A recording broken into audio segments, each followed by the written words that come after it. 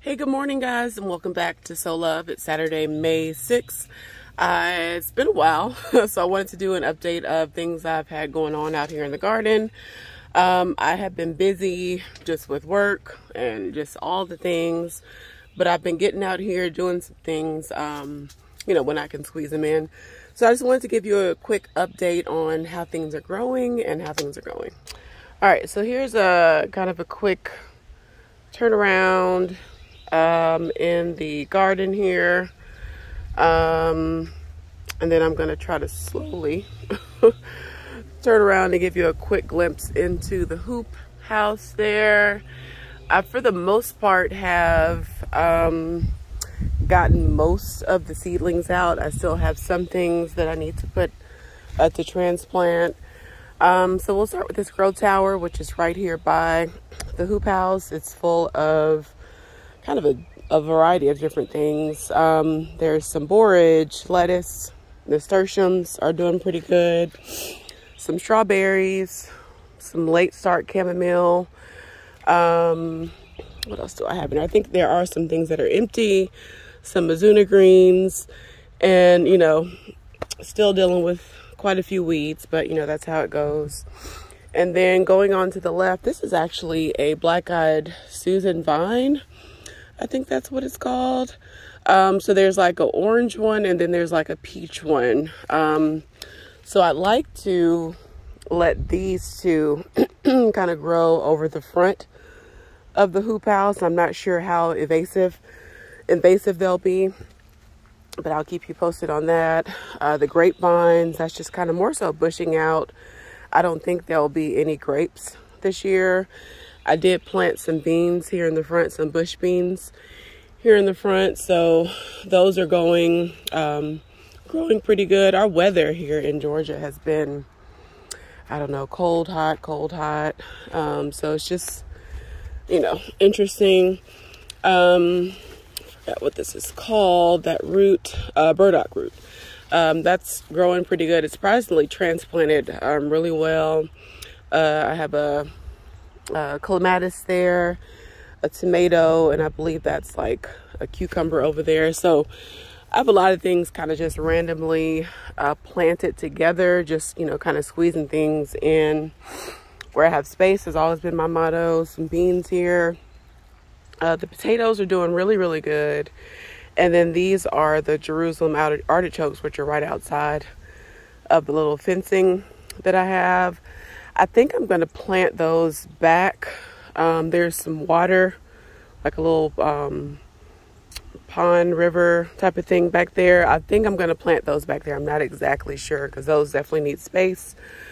So a little turnaround here. I have a lot of things planted outside along the fencing of the garden as well. I have, I think, all of my tomatoes that I want to plant in. And I have a lot of backups. I've been sharing some with people, and then we'll see. I have quite a few left, but a lot of those will be backups just in case some things don't go well, and then I might just decide to squeeze them in random parts of the yard later on. The squirrels and chipmunks have not been my friend this year. They do a lot of digging. So I need to get some cayenne pepper today. I'm going to sprinkle that around the garden. But the forks have been working out pretty good. So I ordered like a bulk supply of forks to keep around new seedlings and things like that where I don't want them to dig. And that's actually been working pretty good so far. But I definitely want to still get some cayenne pepper so I can sprinkle that around. Lots of things in the containers. I think I planted all the okra I'd like to plant. So I'm kind of just waiting for that to come up. Some has come up in different areas, but I think I wanted more. I planted some over by the house because okra you can pretty much grow, like it doesn't need the best soil to grow in. It actually thrives in poor soil. So I planted that in random places around the yard just to kind of see how it grows. Tomatoes there, And then I planted out like all of my melons for the year. I had some transplants and some seeds. Right over here are all of the extra tomatoes that I have and have started from seeds. And they're actually doing really, really good in the little pots. That's not going to last forever though. And then you can see what the squirrels have done. I'm going to go ahead and bury that just to see if it comes back, because tomatoes will grow roots along their furry stem. So we'll see if it comes back. Some more tomatoes. These are my 2 pear trees. I'm going to actually share one with my brother, and then one of them will replace the one that did not survive our move. And then these are all peppers right here. I have another one in that little pot there, and I believe this is another pepper too. Yeah, that's the shishito pepper, which is, you know, just kind of getting its start. I did go in and prune the peppers this year just to get them to be a little bit more bushy. So hopefully that'll drive up the production a little bit more. Trying to turn around so I don't make y'all dizzy. Some calendula, my yarrow, I've cut that back so that can be a little more bushy as well. It was starting to bloom. And you can see I cut that back here like it was about that tall, but it just looked real, you know, kind of spindly. So I'd like that to bush out a little bit more. So we'll see how that goes. And then the tomatillos have just really taken off. I planted another variety from seed. I think it's the Queen of Manalco, which those are supposed to be fairly sweet. So I'm excited to see if those do well. I put a lot of marigolds and sunflowers seeds out. Sunflowers are a really good trap crop. Well, not only are they just beautiful, but they are a really good trap crop for leaf-footed bugs and your squash bugs. So we'll see if I can deter some of the pests from things that I want to grow in doing that. I have some onions. I think these are actually leeks that I need to actually transplant around the garden. Those are another thing that you can plant to try to deter different bugs and things like that from your crops. Sunflowers. I actually had this covered with some netting for about a week or two, so that's why you see these little hoops from the squirrels, but things just started getting tall. Like you can see the sunflowers, they were getting kind of squished in the netting. So that's when I did a little research and decided to come in with the forks, and then the next move will be my cayenne pepper. So I'll keep you posted on how that does, but you can see like the squirrels, they're just busy. Let's see what else we have here. That's a carrot I'm letting go to seed. This is actually a flowering carrot that I brought with me from my old house. So it's meant to more so flower. I did not expect it to get this big, but carrot blooms are actually really, really pretty. They look a lot like Queen Anne's lace. So I'm excited to see this bloom here. But next year I'll probably move it away from the trellis, depending on how, you know, the melons and things like that do going up here. But this is also, like, you see how the leaves are looking. I'm hoping these bounce back. This is also a sign of just how the weather has been, just kind of up and down, up and down. So I might just come out and just pop some more seeds in the ground. And, you know, if all of it takes off, I'll just deal with that later.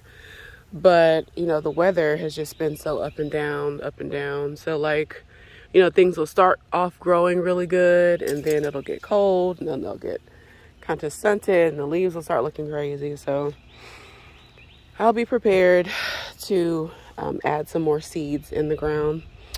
I have some beans here, and it's another, you know, sign of the leaves. Beans are pretty hardy though. Like, I've found those can actually take quite a bit of, you know, weather changes and still do okay, or even if like you accidentally break off a stem, it'll still grow back. So we'll see. Keep you posted on that. This bed is full of carrots and kale from the winter. And some of the kale you can see is starting to go to seed. I am going to experiment. Like I read somewhere that you can kind of keep on cutting back the flowering stem, and eventually it'll get the message to stop trying to go to seed. So we'll see how long that lasts. I'm curious to see if I can get that to go through the summer and, you know, kind of persevere through the winter. But I do need to go in and harvest to make some more green powder. I was going to start sharing that with my brother. I told him I sneak the green powder in, eggs and, you know, different meals. But this bed, for the most part, looks really, really good. A lot of things look really, really lush and healthy. We've had quite a bit of rain here in Georgia as well. These are all bush beans. I think it's the dragon tongue, I believe, right there. A pot of stevia. And then I put in, I think these are eggplants right here, along with this, I think that's a loquat tree there. You can see some tomatoes in the little pot there.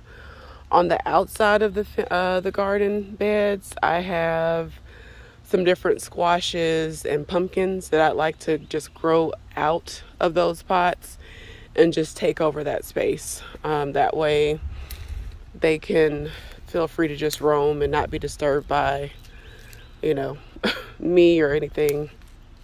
But the cool thing about squashes and pumpkins, they'll let off like roots and things like that. So if one part of the squash or the pumpkin dies, if the other kind of branching vine that goes out is allowed to take root in the ground, like it'll continue to live and thrive. So I would like for that to happen.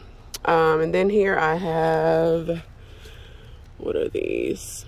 Oh, cucumbers, and I think these are squash right there, but they kind of all look like cucumbers. I'm not exactly sure. Can't find the label right now. But again, I am planning on just adding some more seeds in the ground, just to make sure I get a harvest. The peas have been planted really since the fall, and they're really just now starting to set off or let off fruit. I really need to do a harvest, because the more you harvest, they'll continue to produce. But they are starting to kind of die off a little bit. So I do want to collect some seeds. So I know I'm going to let some things go to seed. But let me go around on the other side so you can see the production a little bit better. Yeah, so it's pretty much full of blooms and pods, which is very, very exciting. And then just kind of slowly turning around. This is on the outside of the fencing. I put the berries. I think these are both blackberry varieties, and they're starting to put on fruit. I really don't want to put those in the ground, just because they really can take over. Like, they grow and grow and grow and take over space. So if I do put them in the ground, it'll be way far off from the house and the garden. But then it's a matter of, like, you know, snakes and things like that getting twined up in the berries. So I don't know. I'm still deciding on that one. I know I don't want them near the garden. This is an olive tree, y'all. It's actually putting on little olives. This is the first time it actually bloomed, and it's setting off fruit. I had it in the hoop house over the winter, and it survived. And then the flowers were beautiful, actually. They were like these little white fragile blooms. So I'm excited to see do some research on preserving olives, because I love olives actually. More strawberries here. This is actually getting full of strawberries. I'm letting these branch off because I want more strawberries. So quick tip on strawberries: this will actually turn into a plant and it'll develop roots. So what I'm going to do is just take some pots and stick these into some dirt, allow it to take root, and then I'll clip it off from the mother plant, and that'll give you more blooms. But you can see like they're going crazy. Oh, a strawberry. Let me actually pick that now. At my old house, I had a lot of, it was kind of like a little battle between me and the squirrels with the fruit. So fingers crossed, like growing them vertically will prevent me having such a battle. But I know they'll discover it at some point. But the goal here is to get more strawberries. Even that strawberry, that's actually really good. All right, so another, this is actually full of radishes and some strawberries here. I'm going to take you to another part of my yard where I actually planted some radishes. All right, so on the way to that part of the yard, I'll just show you some of the things I have in the pots right outside. So let me actually start down here. This is a Satsuma orange tree, and that's another orange variety. Here I planted radishes along the extra space here in these extra pots. Cucumbers outside of here and tomatoes. This is a gooseberry bush, which is pretty much full of gooseberries. Out here they're still pretty hard. That is a guava. Cucumbers right out here, elderberry, more cucumbers, fig. I believe that's a pomegranate. And then I put some leeks around the outside. I'm gonna actually add some more things too, because I have some extra space out here. This is one of the cherry trees, and then goji berry there, and some poppy plants. This is a persimmon, a fuyu, and I know I'm gonna need to transplant that into either a bigger pot or into the ground. More goji berry, and actually there are some Jerusalem artichokes that got in there, so I'll have to work those out. This is the elderberry, which is pretty cool. It's variegated. I have heard that elderberries trees also will kind of take over a space, so I like to keep those contained in pots or very large pots. So the goal is to keep those in a pot. But this is actually, it started off really small. I got it last year and it's really gotten really big. Eucalyptus there, more cucumbers up here, and then another fig tree here, which I don't know, this one took a really long time to actually even leaf out. So I did fertilize it, and that helped. So I might need to do another fertilizer, just some regular fertilizing throughout the year. More tomatoes, marigold, basil, some leeks there. And then I put some more radishes up here, and those are getting really big. I need to actually harvest them and figure out how I would like to eat these. Roasted radishes are really good, y'all, if you're not really into radishes. But you can also make like a pot of greens and treat these like turnips. So that's probably the way I'm gonna do those. Comfrey out here with the blueberries, and then the asparagus I put right back here. And then there's some more fruit trees out there that are doing okay. That's the pear tree right there that I need to dig up and replace. The mulberry is starting to leaf out, like that little one right there. It had some leaves at the top, but I assume it died down after that 7-degree kind of span of temps we had. So we'll see how it does. These are, okay, this is a watermelon right here, patty pan squash in there, and then these are like the pumpkins and things like that I was telling about, just so you can get a better view. And this also, and you see that looks like a squirrel or chipmunk there. But I put some forks out here. I do need to add some mulch to the top of the soil. But they're doing okay. We'll see how it goes. So let me take you up here where I planted some more radishes. And so I added some amendments into the soil.